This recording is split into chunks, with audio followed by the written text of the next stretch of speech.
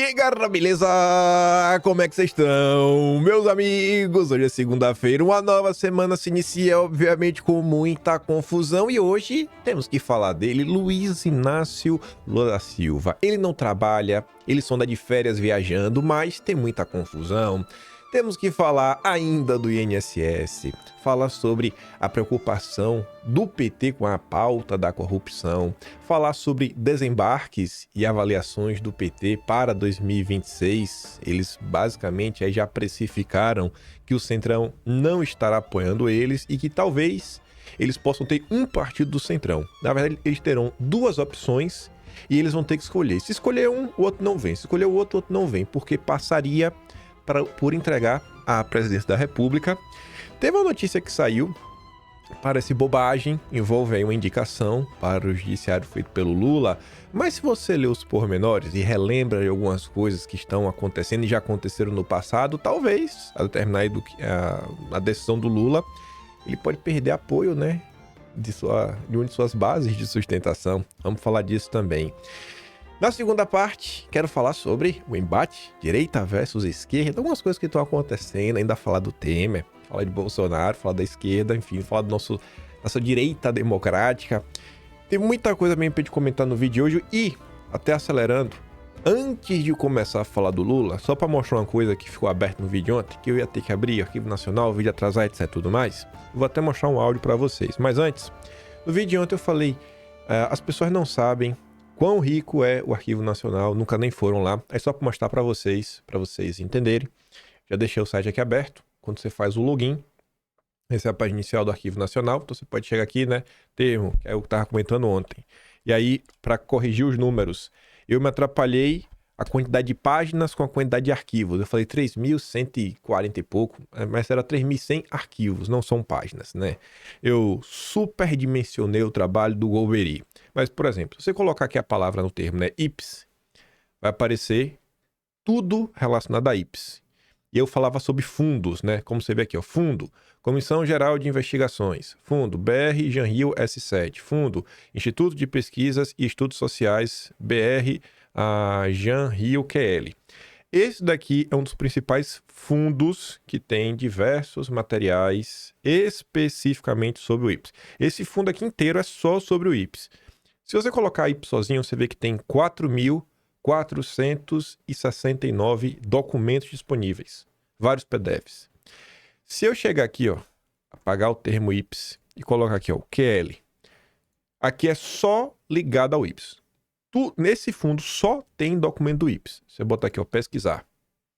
Aí tem 3.166 registros. Aí você pode fazer aqui o download, etc. Eu acho que eu tenho aqui na sequência, por exemplo, aí tem documentos diversos, né? Só para mostrar um exemplo, sei lá. Processo, número tal, Maria de Lourdes Freire Mendes, chefe da carteira de previdência do IPS, né? O arquivo do Ministério da Justiça. Enfim, uma comissão de investigação. Subcomissão de Estado, tendo em vista as diversas irregularidades denunciadas pela imprensa local e por unanimidade de votos, resolve instará ex officio investigação sumária para apuração de enriquecimento ilícito da senhora Maria de Lourdes Freire Mendes, chefe da carteira de previdência do IPS, nos termos do artigo tal, blá, blá, regulamentado. Então tá aí, né? Aí tem investigação, 270 páginas, você pega lá, você dá uma lida lá, né? Você vê o documento antigo, tudo carimbado, enfim, né? Aqui eu tava aberto. Aqui é o que eu tava mostrando ontem, né? Exemplo, atas, as atas lá da reunião. Teve lá, dia, tudo mais, a siglazinha, bonitinho, né? O diálogo entre eles. Aí você pode, se você tiver interesse, você pega, você vai lendo, etc, tudo mais.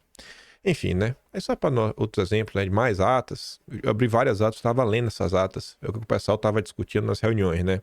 Enfim, tá ali. Né? O pessoal comentando aí, uma reunião de 27 de março de 62. E aí, uma coisa interessante, pelo menos aos meus olhos, um inscrito que assistiu o vídeo ontem me mandou um áudio. Vou distorcer um pouco a voz, né? Porque eu perguntei pra ele se eu podia mostrar o áudio. Ele não cita o nome dele nem nada, mas vá que ele não quer, né? Acho que é assim, deixa eu ver. É isso, ei, não. Ei. Ei.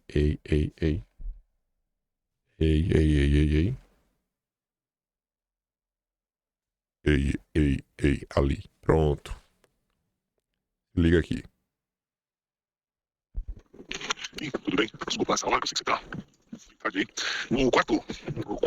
Na quarta fala, tá, desse slide, tem a DESG. Eu sou pós-graduado em política e estratégia pela DESG, né?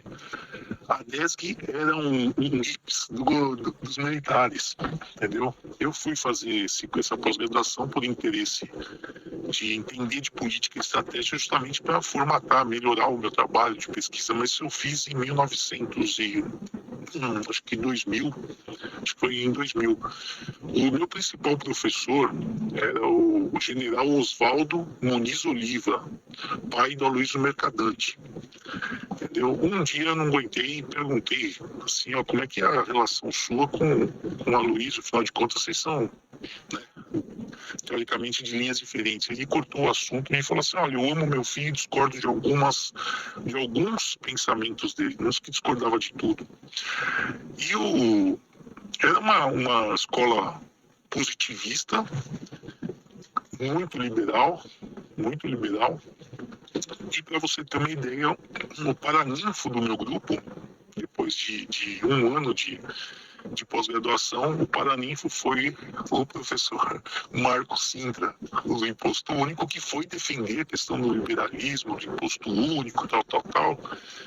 Não gerou discussão, porque a palestra dele é magnífica, você fica encantado, porque fica muito claro que o Estado precisa ser destruído porque é muito corrupto e não dá certo, tal. Então quem sai de lá sai com a certeza que o exército sempre defendeu os interesses certos, sai com a tranquilidade que o Estado brasileiro é um problema e que a solução é vender tudo, entendeu? Então quando eu vi isso embaixo, eu falei, cara, não é possível que o IPS, que as pessoas que estavam lá no IPS foram criadores da onde eu passei lá, né? Tá bom? Enfim, né? Ele só tá me mandando um abraço depois. Vocês vão vendo aí, né? Curiosidades da vida. Você vai estar preocupado com uma coisa. Aí tem um detalhezinho extra que passou batido. Enfim, né? Mas vamos lá. Painho de férias por 3 meses, desde que assumiu a presidência, Lula acumula mais de 3 meses fora do Brasil em 868 dias de mandato. O cara não trabalha. O cara vive para viajar. O cara voltou para a presidência só para viajar. E aí, né, enquanto ele fica aí passeando, brincando, Lula volta de giro internacional pressionado por crise do INSS e atritos internos. Eu até acho, sem brincadeira mesmo, né, não é fazendo piada, eu acho que tiraram Lula do Brasil de propósito. Eu acho que tiraram Lula para evitar, sabe, que algum repórter enfiasse o microfone na boca dele. Querendo ou não, se o Lula tá no Brasil, o pessoal iria procurá-lo, ia levar problema para ele. E o Lula não sabe lidar. O Lula não sabe lidar mais com o problema.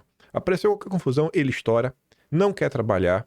Os caras falaram, não, pega aí, manda o Lula embora. Manda o Lula assim, pro lugar mais longe que der, manda pra Moscou. Vai lá, dá um abraço no ponto, depois manda pra China, dá um giro aí, depois traz esse cara pra ver aí se sai dos holofotes, deixa a Globo trabalhando, ver se a Globo consegue aí, né, contornar, baixar a temperatura do país, varrer para debaixo do tapete escândalo do INSS, mas não tá adiantando. Aí a Folha comentava, né, de volta de viagens internacionais, Lula tem pela frente a administração da crise interna causada pelo escândalo dos descontos ilegais em aposentadorias e pensões do INSS, com a possível instalação de uma CPMI no Congresso, tudo isso em meio a atritos internos entre ministros e dentro de sua instável base de apoio. Aí, antes de falar sobre o INSS, o Estadão resolveu comentar sobre a viagem do Lula. Diplomacia de excursão. Enquanto em solo doméstico os problemas se avolumam, Lula usa viagens internacionais para adiar discussões incômodas no Congresso e afagar egos que pensam em tudo, menos no Brasil. Para aqueles que, como esse jornal, acreditam que nossas lideranças estão cada vez mais distantes da realidade do país, as viagens internacionais do Lula têm oferecido argumentos suficientes para reforçar tal percepção literalmente. Como se viu nas últimas agendas, a política externa lulopetista parece ter instituído um novo tipo de diplomacia, que baliza seu sucesso com base nos superlativos das comitivas presidenciais, de preferência, na taxa de preço das maiores autoridades da República. Enquanto em solo doméstico os problemas se avolumam, Lula tem tirado do país com frequência preocupante o número excessivo de integrantes do primeiro escalão do governo, mas não apenas. Incluem-se nos bondes governamentais uma dezena de parlamentares, os presidentes da Câmara e do Senado e, em alguns casos, até ministros do Supremo Tribunal Federal. Teve viagem agora com 220 pessoas e o país para. O Estadão, que está aqui, né, brincando bam, ao lado da Globo, para tentar, né, assim, continuar falando maldades contra as vítimas do 8 de janeiro, né, para a anistia não avançar, falaram que não pode colocar anistia, porque a anistia está impedindo o Congresso de debater os assuntos sérios. Não, isso é um absurdo. Não, a anistia está causando problemas. A anistia está causando problemas? É a anistia? Porque o tempo está passando e até agora nada aconteceu. O tempo está passando e até agora nada. Nada. Não foi votado nada. Nada. O que é que de importante foi votado? O problema era a anistia. A anistia estava barrando a discussão, né, dos assuntos importantes do país. E aí? É anistia? Agora é o Lula que está viajando? É um conjunto, os políticos que não são interessados.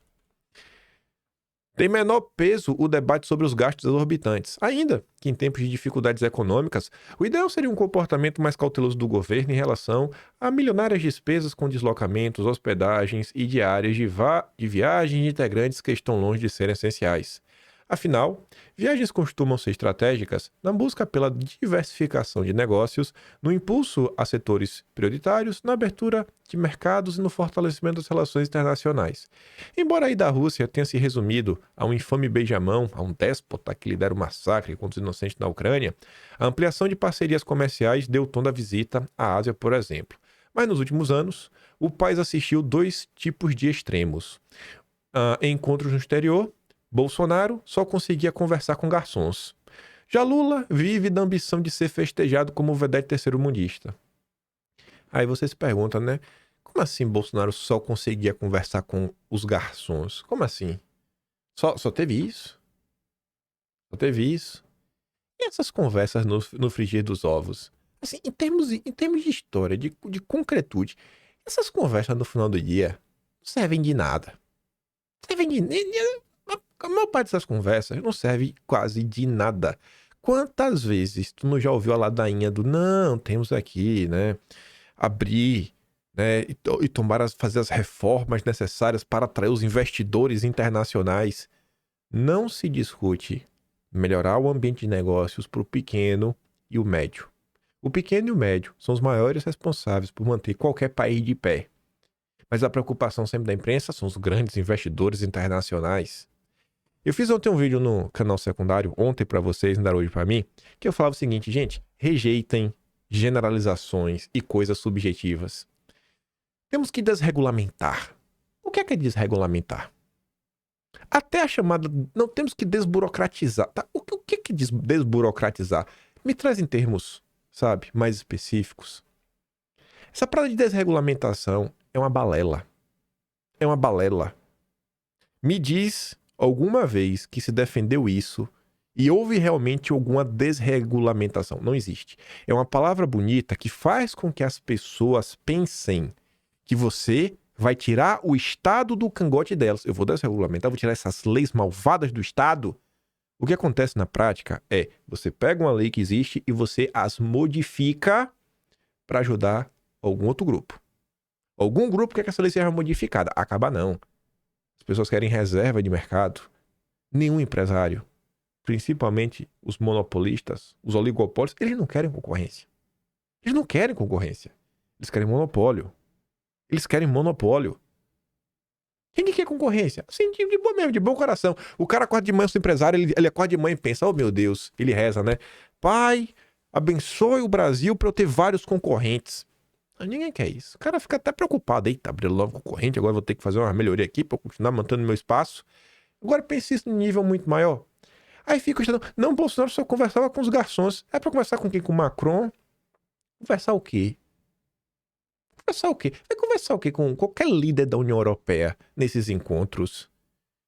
Que a Amazônia está pegando fogo e que a gente não vai explorar nada para agradá-los? Sim, é para conversar o quê? É para conversar o quê? Com o Klaus Schwab, fora econômico mundial? É para conversar com quem? É um absurdo. Bolsonaro ia na ONU fazer um discurso a favor do Brasil. Ai, meu Deus, como ele é autoritário, como é isso? Ia no lugar e falava, ai, meu Deus. Assim, cara, a vida que segue. Sabe, é um papo idiota, papo idiota. É a mesma coisa. O Trump também não fala com ninguém. O Trump coloca o mundo, né, cercado, envolto por incertezas. Tá? E o que é que isso significa? Que incertezas são essas? Não, porque o investidor... Que investidor, cara? Para de ladainha. Tá cansativo isso já. Eu espero que as pessoas comecem a perceber todo esse joguete da imprensa tentando vender algum tipo de virtude. O problema aqui é de outra ordem. Que viagens dessa natureza são relevantes, poucos duvidam, mas é o caso de perguntar se exigem tanta gente. É realmente necessário levar com tanta frequência quase toda a cúpula da República?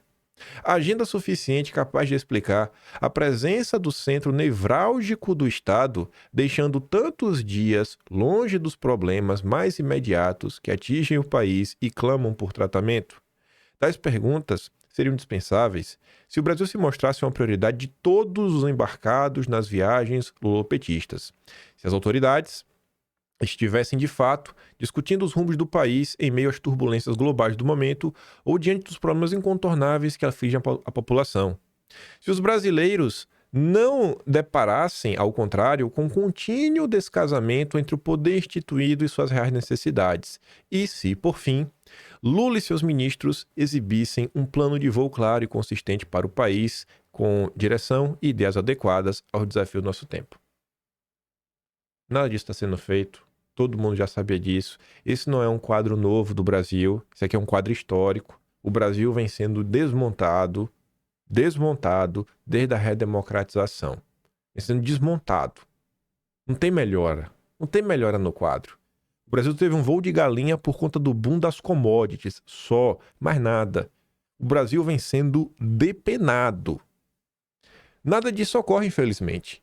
Com o governo nas cordas, Lula parece ter descoberto que as viagens internacionais podem ser úteis para deixar a cúpula do Congresso fora do país e adiar discussões sobre temas que não lhe interessam, ou ainda servir para gestos simbólicos em favor de supostos aliados, como a Columbre, da contenção de potenciais adversários, como o Mota, que, como um bom quadro do Centrão, age de maneira pendular entre o governo e a oposição, e assim, Lula afaga egos que pensam em tudo menos no Brasil.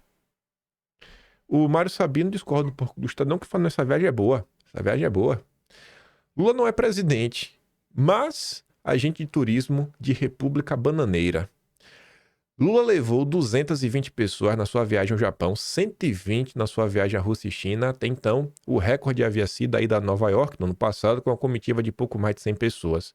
Ele não é um presidente, mas um agente de turismo. Pegando aqui esse número, né, o gasto, que o Estadão fala, isso não é tão importante, e o Estadão até fala, né, no momento que o Brasil vive, nada, a imagem do gasto, né, seria um bom indicativo. Passar a pan de novo, né? Fale o que for, odeie, chame de burro, e chame do que quiser. O governo Bolsonaro, na figura, inclusive, do próprio presidente da República, você via que ele sempre procurava dar o exemplo. E ele botava lá o filme. Podia ser a maior demagogia e coisa popular, mas é o exemplo. Era o líder máximo da nação falando, ó, eu tô aqui, eu vim pra Inglaterra, vou ficar na embaixada, não vou gastar com hotel caro. Olha, fui em tal cidade, não vou ficar aqui, né, no exército lá, tem aqui um grupamento militar, vou ficar aqui, vou dormir aqui, e tá de boa. Ah, fui pra Nova York, qual era a matéria? Bolsonaro barrado porque não tomou, né, não tem um cartãozinho, não tem um passaporte sanitário. Aí, essa era a notícia, em vez de falar, o cara tá ali, ó, comendo pizza no meio da rua. A diferença é lá clara, a forma como lida com o dinheiro. Isso não é a solução para o Brasil, esse dinheiro não é o dinheiro que vai fazer a grande diferença no final do dia, mas eu acho que o exemplo carrega, o exemplo arrasta. Às vezes faltava a imprensa, né, ter essa boa vontade também, até para relembrar um pouco do passado. Enfim, somente na sua viagem ao Japão, ele e sua comitiva gastaram 4,5 milhões do nosso dinheiro, mas pode ter sido mais. As informações completas permanecem desconhecidas. Lula gosta de viajar. Já fez 29 viagens internacionais no terceiro mandato, sem contar a ida ontem ao Uruguai para o velório do Mujica. E eu gosto que ele viaje, como jornalista, né? É porque as viagens do Lula costumam render assunto, produzindo cenas reveladoras dos reais pendores de Lula, como o abraço efusivo no campeiro Putin e do pedido ao compeiro Xi para que ajude o governo a censurar o TikTok. Obrigado, ministro vazador. Abrindo parênteses sobre essa questão do TikTok, vem lá, né? Aqui parece o Globo, é da Globo mesmo, essa nota, matéria da Globo. Governo elabora projeto que prevê bloqueio de plataformas digitais. Suspensão poderia ocorrer em caso de descumprimento de normas e quando forem ignoradas notificações sobre crimes. A Globo aí, manchete da Globo. Aí o Samuel Pancher destaca um trecho da nota. O texto prevê que a autoridade da administração pública, ainda a ser definida pelo governo federal, Lula vai escolher alguém, irá assumir o papel de órgão regulador dos serviços digitais e terá a prerrogativa de notificar as empresas sobre os abusos. O bloqueio da plataforma, uma vez previsto na lei, poderia ser feito por essa autoridade sem necessidade de decisão judicial. Pronto. Não vai ter mais o desgaste para o judiciário para salvar a democracia da fake news, da desinformação. O indicado do Lula vai lá e vai desligar a tomada. Esse é o Brasil. 100 anos da colheita, crise do INSS afeta a tentativa de recuperação da popularidade de Lula. O cenário força um reposicionamento na estratégia de comunicação e leva o petista a uma dependência cada vez maior de novas medidas para se conectar com a população. Que medidas? O país está entregue. Não tem como. A eleição de 26, na boa.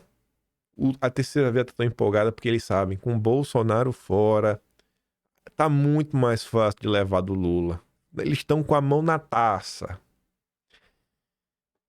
O presidente do PT vê feito grande de escândalo do INSS e diz que o governo precisa reagir rápido. Só um complemento da nota anterior para comprovar que sim, existem pesquisas que não são feitas, quer dizer, às vezes até são feitas por esses grandes institutos, mas não são publicadas, não são públicas. O governo segue fazendo seus trackings diários, bancos fazem os seus trackings.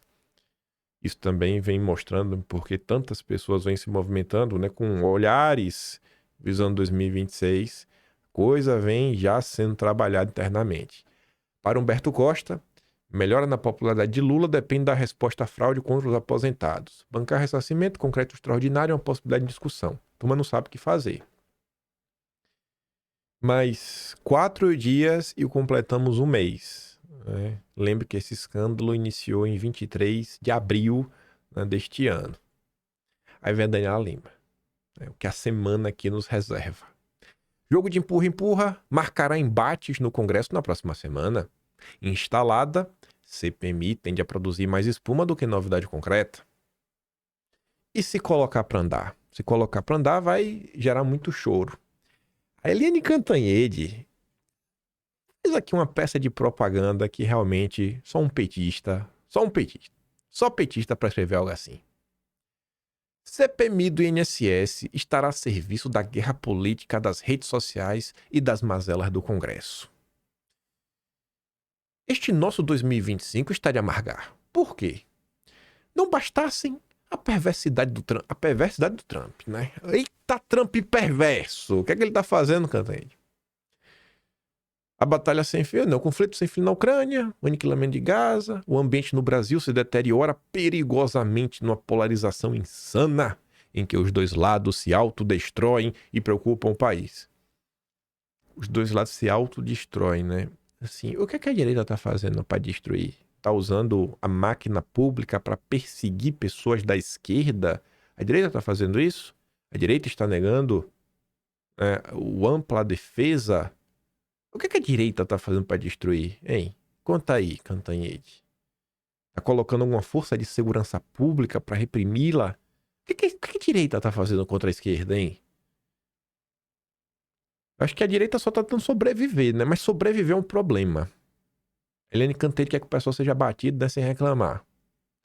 Assim, o primeiro caso de gripe aviária chega na pior hora E o que menos interessa na criação de uma CPMI do INSS é justamente o interesse nacional. Pronto.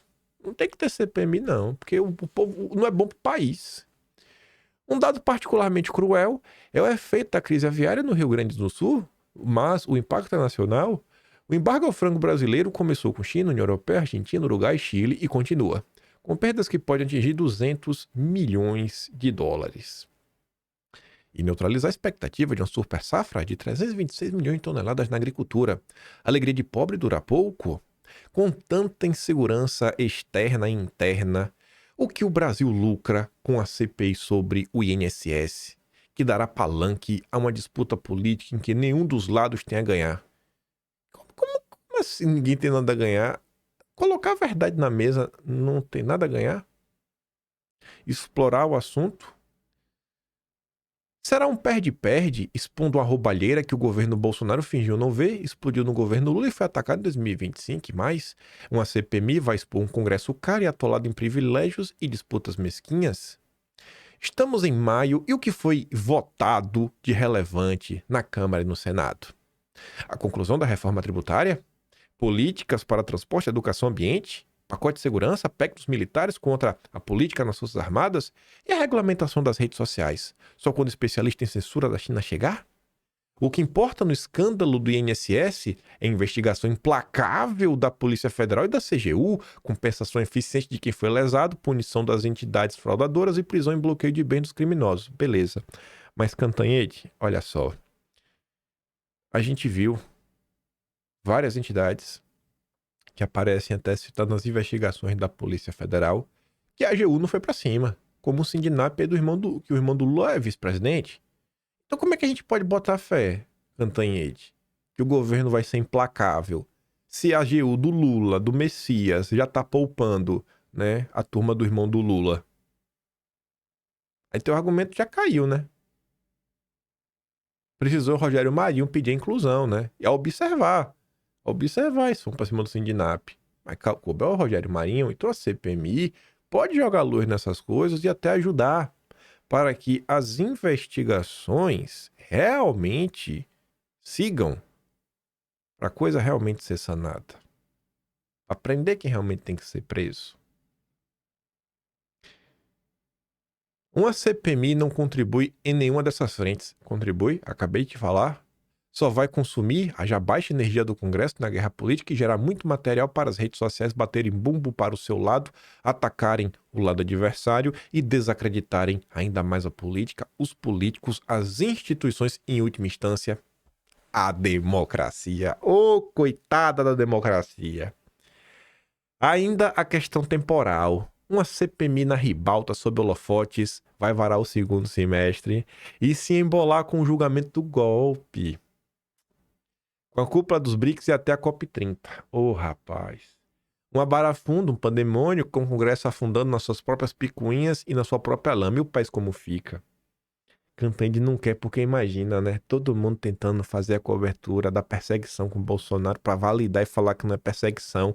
E aí vai ter uma CPMI e o povo assistindo. Enquanto o judiciário, que funciona muito bem, persegue Bolsonaro, a CPMI tá ali, ó, intacta, né? Não tem o mesmo clamor. Bolsonaro, o golpe que nunca existiu. Do outro lado, roubo real e concreto de aposentados. Muitas vezes que o povo conhece. Já imaginou se ficar aí durante semanas na TV, o povo vendo os velhinhos sendo roubados? Ah, e o país, né? O Brasil não merece isso, né? Porque vai acabar melando a imagem do Lula. Sabendo da possibilidade da CPMI sair do papel, a turma do Lula já escala aliados bons de briga e quer comandar a CPMI. O Planalto quer aliados bons de briga na CPMI, embora ainda tente convencer o Columbre a enterrar o colegiado, Lula vê que a instalação será inevitável e elabora a estratégia de enfrentamento aos bolsonaristas, almejando o controle da comissão. Petistas ouvidos pela coluna do Estadão dizem querer repetir o cenário da CPMI do 8 de janeiro. A comissão que funcionou em 2023 foi inicialmente proposta pela oposição, mas acabou dominada por governistas. Para isso, o Planalto cogita recrutar para a investigação do INSS nomes de peso como Renan Calheiros, Omar Aziz, Randolfo Rodrigues, Lindenberg. Se a CPMI ganhar força para ser instalada, o governo pretende encerrar logo a investigação. Não quer arrastar para o ano eleitoral.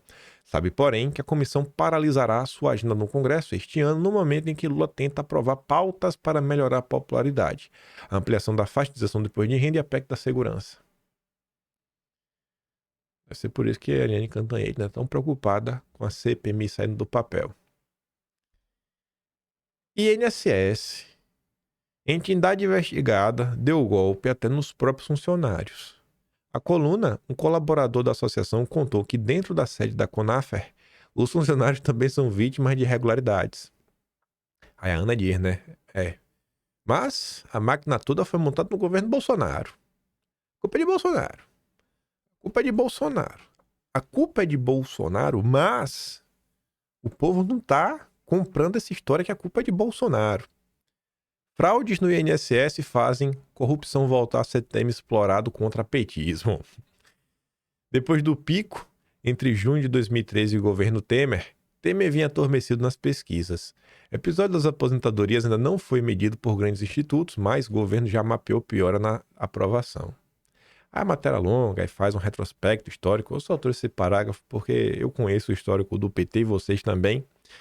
O saldo da revelação das cobranças irregulares ainda não foi medido pelos grandes institutos. Deve ser no início do mês que vem.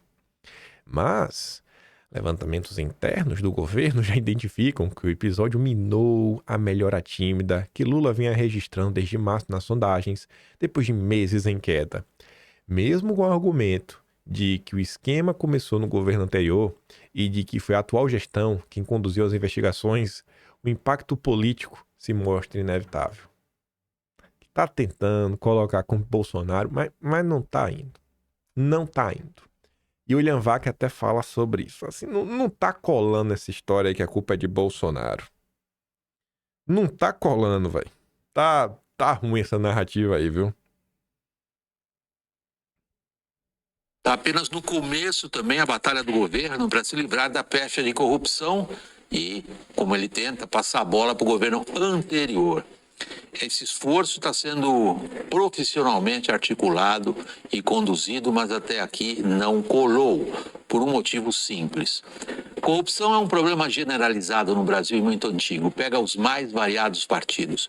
Mas é o PT a sigla comumente associada aos maiores desses escândalos. O que faz hoje o governo pagar em termos de popularidade pelo que fez e também pelo que não fez. No fundo, o atual escândalo do INSS é apenas mais um exemplo de como grupos privados se apropriam de pedaços da máquina pública brasileira. São sanguessugas cuja sobrevivência é muito facilitada pela notória dificuldade da máquina pública de fiscalizar e controlar a si mesma. Querem outro exemplo? E é um exemplo que não tem a ver diretamente com corrupção, como o caso do INSS, mas é um exemplo de descontrole. Para surpresa da própria equipe econômica, a máquina pública não consegue segurar, controlar o crescimento do número de pessoas que obtêm benefícios de prestação continuada, embora seja o objetivo declarado do governo diminuir e não aumentar esse número. O impacto final dessas situações, particularmente a do INSS, é vergonhosa. O impacto final promete ser aquele que a gente conhece. Talvez alguns criminosos serão apanhados e daqui a algum tempo, talvez até vão para a cadeia. Mas a conta vai ser paga por todos nós. Não tá colando, né, Lula? Aí, para evitar mais problemas, governo esconde 16 milhões de documentos sobre uso de verba pública. Rapaz, 16 milhões, Lula. Governo Lula restringiu acesso a 16 milhões de documentos sobre acordos firmados com estados, municípios e ONGs, inclusive abastecidos com emendas parlamentares. Entre os documentos restringidos estão termos de convênio, pareceres, subcontratos, planos de obra, croquis, certidões, estatutos, recibos, notas fiscais, dentre outros. Todos esses documentos estavam disponíveis para qualquer cidadão por meio da plataforma Transfere Gov, mas foram retirados do ar. Aí, falando de ONG, rapidinho, só pra não perder, né, o time, Lula. Pai, tá difícil de defender esses dias. E tu sabe que eu não gosto de tu. Valor repassado pelo governo a ONG de petistas é o maior desde a criação do programa que distribui cisternas há 22 anos. Um programa do Ministério do Desenvolvimento Social para distribuir cisternas e famílias carentes concentra 640 milhões de reais, 85% da verba, é um monopólio, em uma ONG comandada por integrantes do PT, do Lula. Uma parte desses recursos foi repassada a outras entidades comandadas por ex-integrantes do governo do Piauí na gestão do Wellington Dias, atual chefe da pasta. O chefe da pasta, né? O chefe da pasta, assim, a pasta concentra 85% da verba na ONG de um petista que também, né, subcontrata, né? Ele repassa recursos para outras entidades ligadas ao ministro da pasta. Eita, Lula! Procurada, a pasta negou irregularidades e afirmou que vínculos político-partidários das ONGs não foram considerados na contratação. A gente não contratou porque é petista. Uma decisão técnica, 100% técnica, como tudo no Brasil de Lula é. Tá difícil, viu, Lula, te defender? Tá difícil defender o Lula. Nossa. Decreto de Lula limita gastos de universidades federais pelo 2º ano consecutivo. Lula do céu. Como é que eu faço, Lula, para te defender? Instituições devem receber apenas 61% da verba anual até novembro. O ministro da Educação diz que está em diálogo com as reitorias que iniciam contingenciamento. Lula é voltar, né, para consertar a educação destruída por Bolsonaro. Eita, Lula. E aqui? Desemprego sobe em 12 estados no primeiro trimestre. Né? Parece que a coisa está desandando. Recorde de endividados expõe fraturas no crescimento econômico do Brasil. Mais de 70 milhões de brasileiros estão inadimplentes, número que mostra a demanda incessante por dinheiro em meio às fragilidades da economia. Arnato diz, né? Mais de 70 milhões de brasileiros estão endividados, quase uma França inteira no vermelho. Isso não é um acidente. É resultado de um modelo econômico que substituiu produção por consumo financiado e autonomia por dependência. Você vê, isso não é aleatório. Aqui é sobre empresas. Inadimplência de empresas no Brasil bate recorde e chega a 7,3 milhões.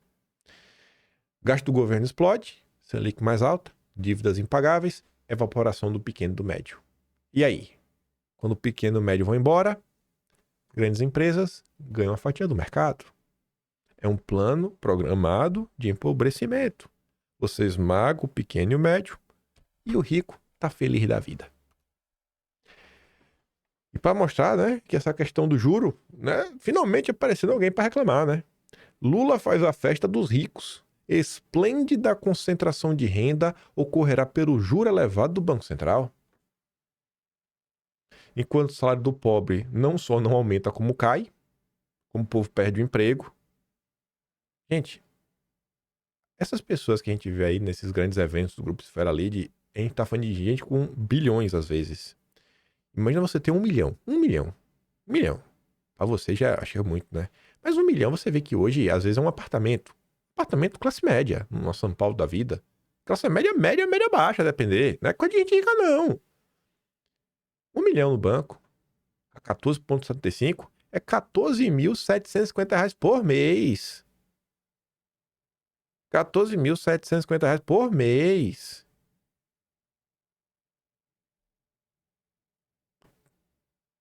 Onde é que você tem que trabalhar para pagar R$14.750 por mês no Brasil? Quantos anos você tem que ter estudado, investido em educação, né? O apoio de toda a família. Esse é o Brasil do Lula. Este é o Brasil do Lula. Agora faça essa conta. Para 10 milhões. Já é 147 mil por mês. 100 milhões, aí já dá 1 milhão por mês. cara tá ganhando 1 bilhão. Oh, meu Deus do céu. Nunca foi tão bom sem rentista como não era Lula. Aí falando de dinheiro, né? Bancos também. As notícias que saíram que eu tô sem entender, né? O Lauro Jardim ontem cedo disse: Vorcaro tentou contratar Dirceu como consultor. Vorcaro é o dono do Master, né? Pouco antes do caso Master virar notícia, Vorcaro tentou contratar Dirceu para ser um de seus muitos consultores especiais. Remuneração de excelência. Como sempre, R$500 mil por mês. Baita salário. Dirceu consultou alguns interlocutores e disse não. Aí, meio-dia, Lauro Jardim vem para atualizar. Dirceu entrou em contato para negar que Vorcaro tenha tentado contratar. Se é mentira, por que o Lauro Jardim publicou? Publicou com base no quê? Por qualquer ângulo que olhe para essa nota é esquisita. Por qualquer ângulo que você tente olhar é esquisita. Descredibiliza o Master, transforma a questão realmente como uma coisa séria, quebra-quebra. E aí, no mesmo dia, 3 horas depois, o Lauro Jardim publica essa matéria. Bancada do Vorcaro faz lobby pesado para não deixarem dono do Master naufragar. Você pode naufragar, o Brasil tá quebrado. O Vorcaro não. É tão intenso quanto poderoso. O lobby da bancada do Vorcaro no Congresso, nesta semana de negociação do encrencado Banco Master, pretendente dos ativos do banqueiro, né? JBS, BTG, pelo menos são que vem sendo noticiado pela imprensa, têm sido abordados diretamente por parlamentares influentes, pedindo com toda a força que seus cargos possuem para que não deixem Vorcaro naufragar.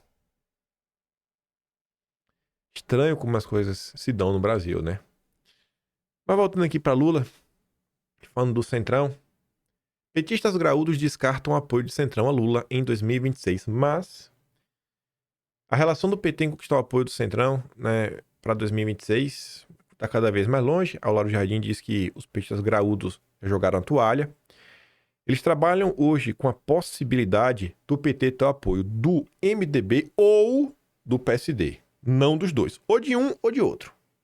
Apenas caso Lula decida dar o posto de vice a um deles. E descarta-se a chance de União, PP ou Republicanos, que já não foram alinhados em 2022, caminharem com Lula no âmbito nacional.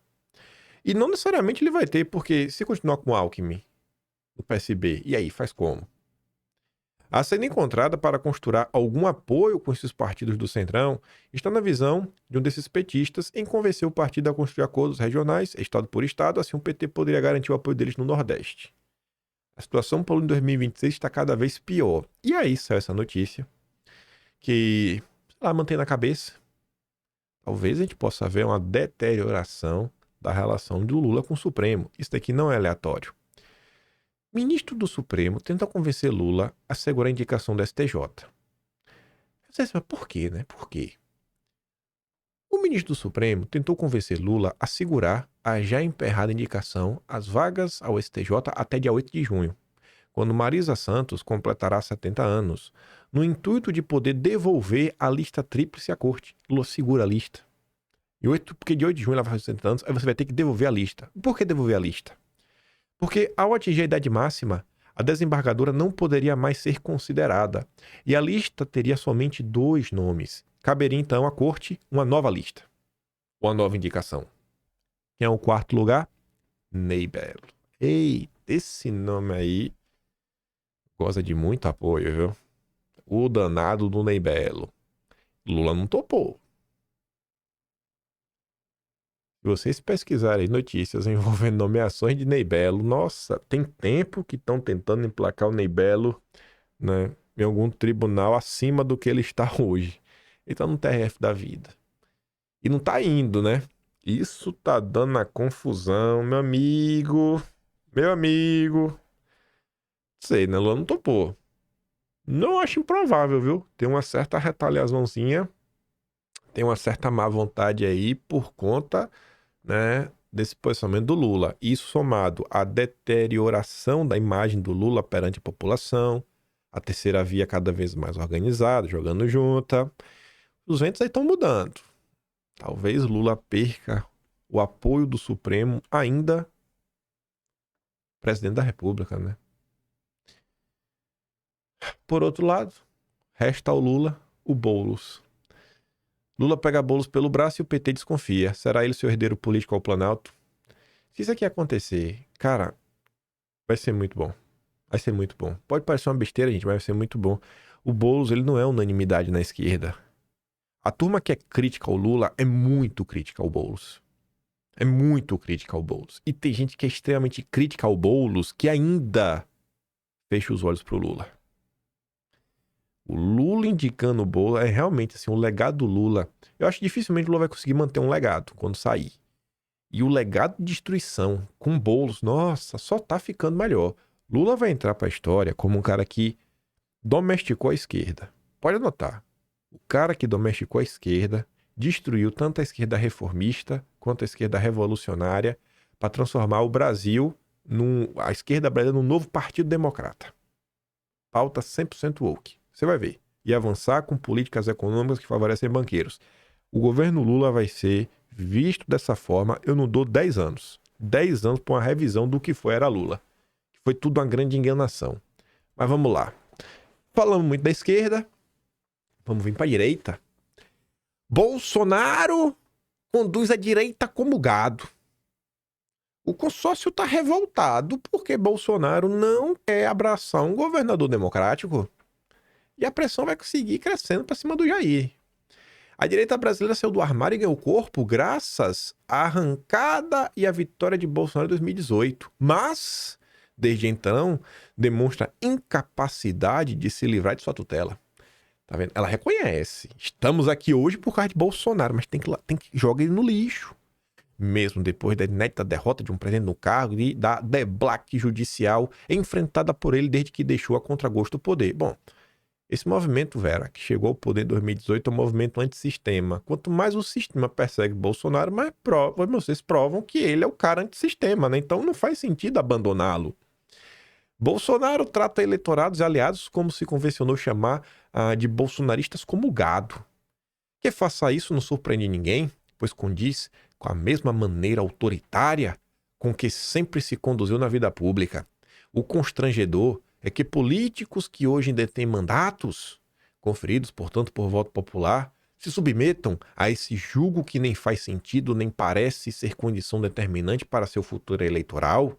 Bastou verificar que governadores de seu campo ideológico começaram a ensaiar conversas para uma candidatura única da direita, para que Bolsonaro pulasse na frente para interditar o campo e dizer que o candidato tem de ser ele, ou no limite, alguém de sua família designado por ele. Bolsonaro até falou assim, cara, trabalhem, rodem o Brasil e lancem candidatura. No segundo turno a gente vê. Foi isso que o Bolsonaro disse. Bota o carro na pista aí, pô. Tá de boa. Os que não são tão explícitos recebem de Bolsonaro o castigo das ameaças, como uma chapa pura do clã para travar a disputa e atrasar quem a fila ande. Aqui é, obviamente, né, uma resposta à postagem do Fábio Van Garten, que foi notícia, né? Diante aí dos encontros com o tempo, falou, vou trabalhar para uma chapa pura. Agora a Vera Magalhães tá puta da vida? Não. Bolsonaro precisa apoiar algum candidato da Globo. Todos os governadores democráticos são bem vistos pela Globo. Tu consegue ver?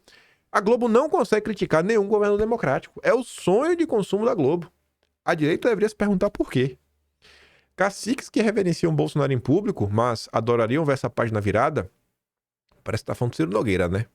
Andavam cabisbaixos na quarta-feira pelas avenidas nova-iorquinas depois do ultimato do capitão. Parece muito o Ciro Nogueira, hein? Nova York, Ciro Nogueira, eu acho que ela está falando de você, viu, Ciro Nogueira? Sem coragem para romper o jugo, faziam um complicado cálculo de que, a esta altura, seria melhor que Lula recuperasse parte de sua popularidade para que chegasse competitivo no ano que vem. Isso daria a Bolsonaro menos cacife para dar as cartas da direita. Ciro Nogueira, não aposte nisso aí que eu acho que você vai quebrar a cara. A indigência da política brasileira, numa das quadras mais desafiadoras da história global, fica ainda mais evidente em episódios como esse, mas não é exclusividade da direita submissa a Bolsonaro. Basta ver que enquanto o escândalo do INSS segue resoluto, Lula, Janja e seus principais ministros se dão ao desplante de protagonizar um vexatório incidente diplomático com direito a caça às bruxas de vazadores numa viagem de Estado à China. A direita e a esquerda brasileiras, com um centro superlotado, mas acéfalo, seguem atreladas a líderes personalistas em maior ou menor grau de declínio, mas sem coragem de romper a tutela. Eu queria muito entender o que é o centro. O que é o centro? O que eles defendem? Onde eles estão? Ser de centro é o quê? É entre o meu corpo e minha regra. Você não é de 100% de esquerda, que é o meu corpo e minhas regras. Nem conservador que defende a vida. Você defende a vida até o quarto mês. É tipo isso? Ou você defende arrancar só os braços e as pernas? O que é ser de centro? Me explica o que é ser de centro. O que é ser de centro? Ser de centro é o quê? Eu não sei o que é.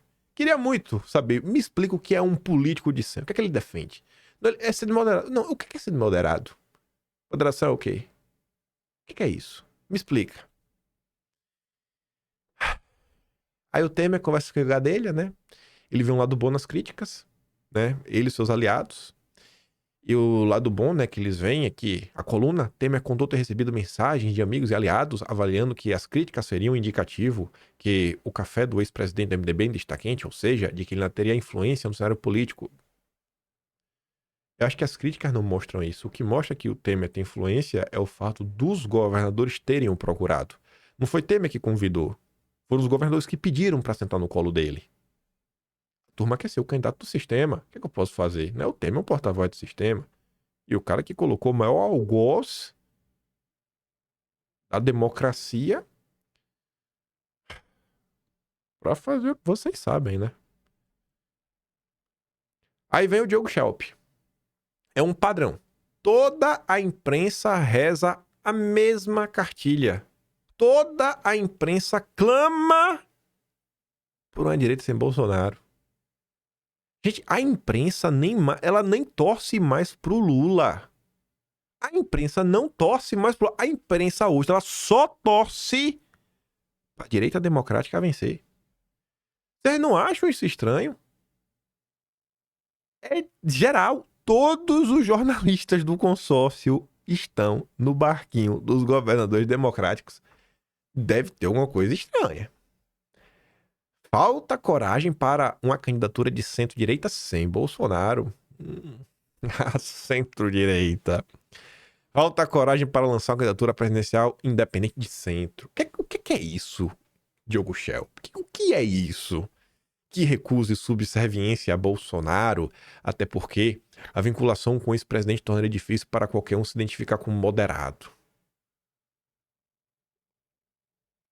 Uma candidatura verdadeiramente moderada, digna de uma direita democrática, precisaria se colocar claramente contra o autoritarismo de Bolsonaro. Que autoritarismo é esse? Gente, não dá, gente. É mentira atrás de mentira, é pura manipulação. Quanta preocupação de que isso levaria a perda do eleitorado mais fiel do bolsonarismo, algo como 20% do total. Vale lembrar que, antes de mais nada, é preciso chegar ao segundo turno, o que pode ser alcançado com o texto dos votos se houver uma disputa pulverizada. Além disso, se em 22 a eleição foi definida pelo voto de aversão a Bolsonaro, em 26 o voto será rechaço a Lula. Quem conseguir se apresentar como a melhor alternativa ao tal governo terá mais chances. Não é preciso carregar o fardo da rejeição a Bolsonaro para isso. Eles estão assim, ó, eles estão com a mão na taça, eles estão convictos. É só chegar no segundo turno, porque o gado bolsonarista, ele não vai votar no Lula. Eles votaram em vocês, governadores democráticos. Governadores democráticos, se vocês chegarem ao segundo turno, foram vocês versus o Lula, eles vão votar em vocês. A matemática deles, gente, é exatamente essa. Na cabeça deles, o Bolsonaro tem 20% dos votos. E aí, o Lula tem 4, ou tem 3, ou tem 2, ou tem 1. Aí vai juntando todos os governadores democráticos, o centro. Aí você pega a centro-esquerda, liberal progressista, lá com Lula, pula do barco. Fala, vamos votar aqui, ó. Vota no centro democrático. Pra ver se bate ali uns 25, 30%. Deixa o candidato de Bolsonaro de fora e faz segundo turno com Lula e pronto, chutam Lula. Será? Olha, pode notar também, se o segundo turno for entre o Centro Democrático e Lula, vocês verão o maior massacre da história em termos de imprensa. Aquelas histórias que a Globo ajudou a eleger o Collor, isso vai ser piada. piada. É capaz de a gente ver uma enxurrada de fake news da própria imprensa. Aquela cena vexatória, vergonhosa, nojenta do William Bonner levantando a bola pula cortar na sua entrevista, na sua sabatina pra Globo, aquilo não vai existir. Vai ser um massacre. O Lula vai sair chorando. E pelo contrário, na hora de pegar um governador democrático na sabatina, no segundo turno, vai ser um negócio assim, surreal. Vai ser surreal. Vai ser pergunta casada. Eu aposto dinheiro nisso daí, vocês vão ver. Vai ser o maior massacre da história que o PT vai tomar. Vai entrar pra história, né? Nunca tantos escândalos ligados ao PT vão aparecer na imprensa, que é pra se certificarem que Lula vai embora, os governadores democráticos assumirem o país. Mas pode anotar. Segundo, o Lula vai ser, assim, destroçado. Destroçado. Falando tanto aí do autoritarismo de Bolsonaro, que tem que ser combatido, o primeiro presidente democrático, né, porque o Tancredo não assumiu, José Sarney, deu entrevista para as páginas amarelas da Veja e falou umas coisas bem curiosas. Golpe nunca mais. Essa é a manchete, né? Mas perguntou lá pro Sarney: ô Sarney, os ataques no Rio de Janeiro foram tentativa de golpe? Não. Foi não. Houve um excesso de judicialização da política e de politização da justiça. O que acha das punições que têm sido arbitradas pelo Supremo aos envolvidos no episódio? Aí o Sarney diz: o Supremo deve ter em mente que, enquanto nós tivermos o sistema penitenciário que temos, ele será uma escola de crime em vez de ser um lugar de recuperação para que os presos possam desfrutar de uma vida futura recuperados. Isso tudo não funciona. Enquanto for assim, as penas devem ser punições que não afetem a lotação penitenciária. Nós temos que abandonar os processos políticos e ver as coisas factualmente. Nem o Sarney tá conseguindo. Assim, qualquer pessoa com um pouco de sanidade, né, tá vendo o absurdo que tá rolando.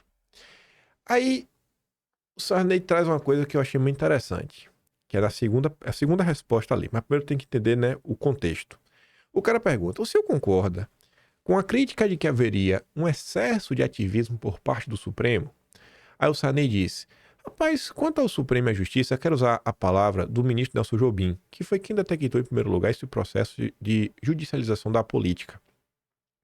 O judiciário não ficou imune a ele, nem a politização da justiça. Os partidos têm muita culpa nesse processo porque começaram a fazer decisões que deveriam ser da classe política a serem submetidas à justiça.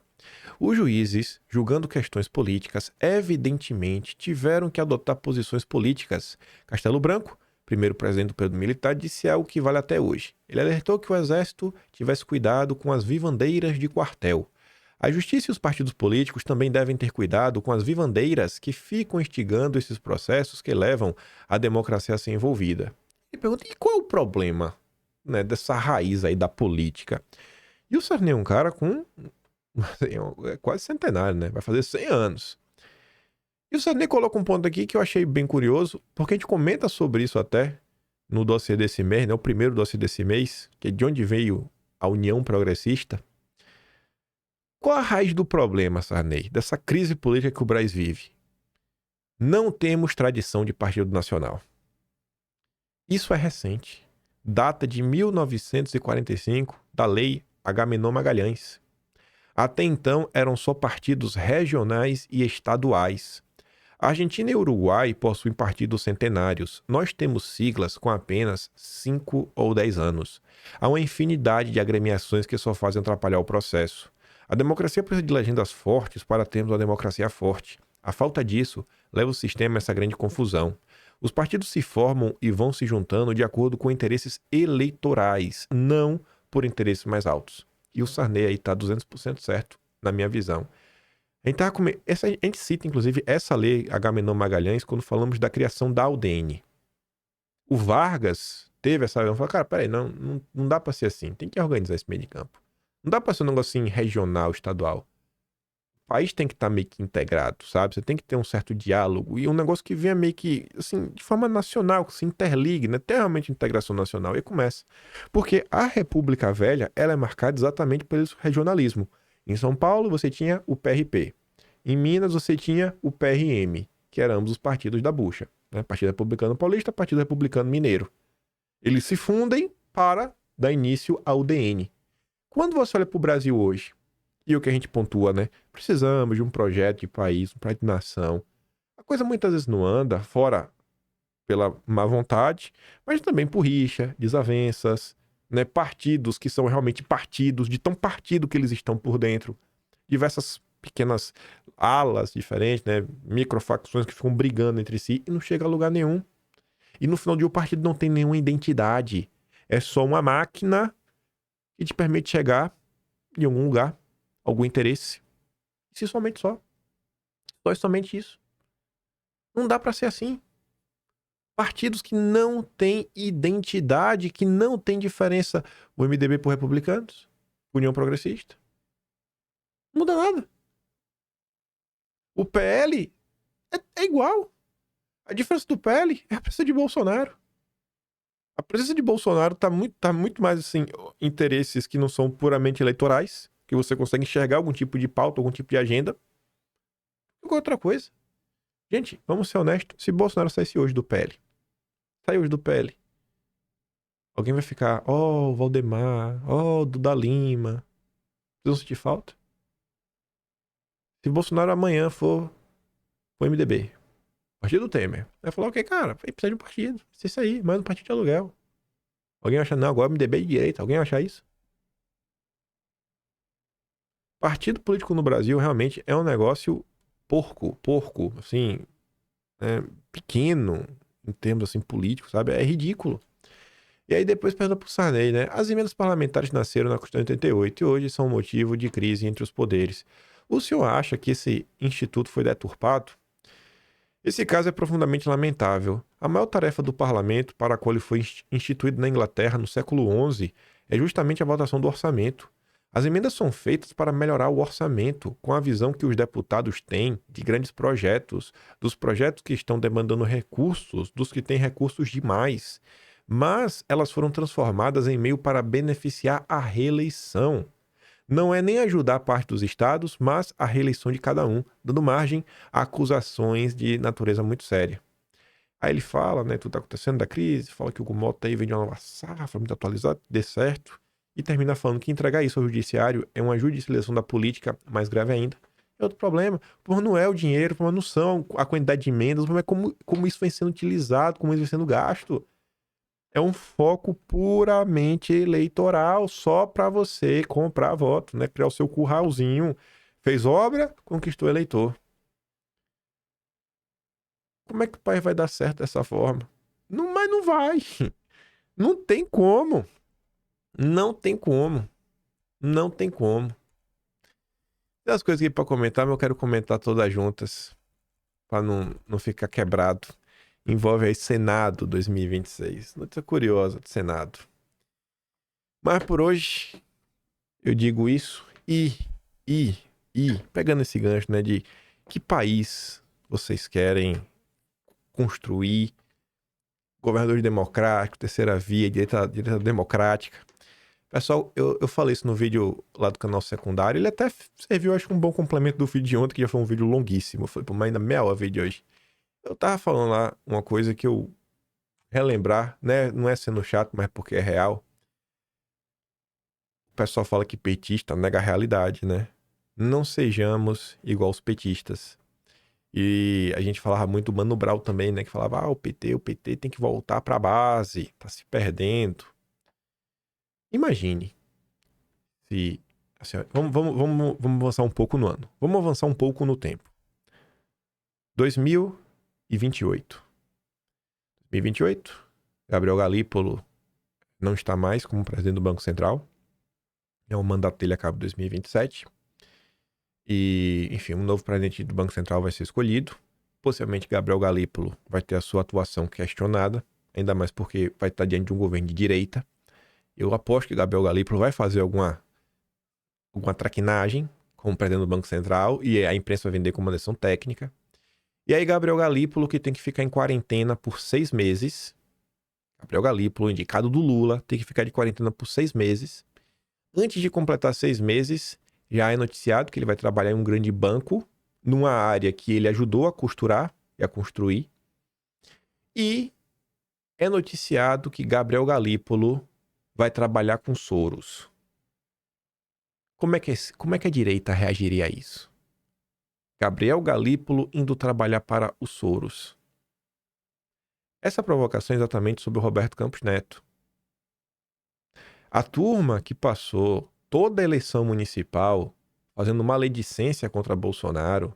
Aí o Marçal, hein? Mas e o Nunes, hein? O comunista, esse, aquilo, outro. Olha, o Nunes, com todos os seus defeitos, que são inúmeros, fora com tudo que a gente comentou na época, né? Da sua secretaria, da diversidade da vida, o Nunes já falou mais em prol da anistia do que o Pablo Marçal. Candidato é da turma dos princípios e valores. O Pablo Marçal, ele simplesmente não participa do debate público. Tem 1001 problemas assolando no Brasil, dia sim, dia também. Ele não aparece. Ninguém se responsabiliza por isso. As pessoas geraram um desgaste gigantesco na direita. E essas mesmas pessoas são agora as que se calam em relação ao Roberto Campos Neto.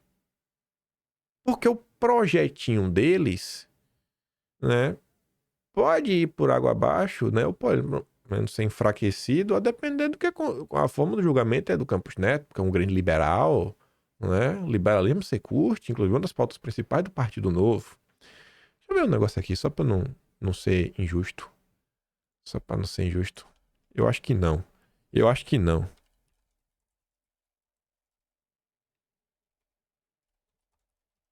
Eu acho que não.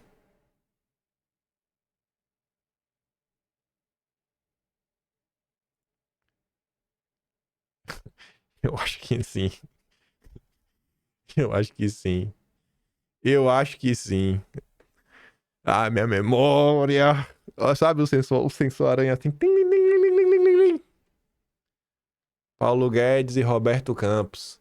As articulações do Partido Novo para 2026. Então, né? Parece aí que o Roberto Campos ser fritado, né? Muito bom pro Partido Novo, né? Pro nosso amigo Sabugosa. Aí o Sabugosa vai falar que o Roberto Campos não entende muito da luta ideológica, né, Sabugosa? Eu falo, eu mostro. Eu falo e eu mostro, né? Eu falo, eu mostro. Pode falar que é fake news, né? Que é a Globo levantando aí coisas que nunca existiram. Mas, enfim, né? Que país vocês querem construir? Olha o que está acontecendo. Não seja o brasileiro mediano que não consegue lembrar o que comeu no almoço. Tenha um pouco de memória. Porque as coisas seguem se repetindo muito mais rápido do que deveriam até. E a coisa tá aí, né? A turma tá achando ótimo. Momento de fraqueza do Lula. Pensem muito bem. Para mim, eu tô convicto. Hoje, o antipetismo é tão prejudicial para o país como o petismo. Porque o antipetismo, ele serve como uma barreira de proteção, um escudo para a turma esperta. Porque ele fala, não, é um meio de união, vamos nos unir, o importante é derrubar o PT. E nessa do importante derrubar o PT, eles seguem com os planos deles, passando por cima de quem for necessário. Mas enfim, já falei demais. Vou mandar o vídeo do William Vac lá no Telegram. Se gosta do meu trabalhinho, quiser me ajudar um pouco mais, pode estar membro do canal. Tem um botão de valeu, tem um peito na descrição e tem um Atlas brasileiro, kimpai.com.br. A gente vai registrar tudo isso e a gente vai ver, né, o que vai envelhecer bem e o que vai envelhecer mal. Mas até agora, acho que dá pra falar que tá envelhecendo bem algumas coisas, viu? Vejo vocês amanhã. Tamo juntos. Valeu, meus amigos. Fui!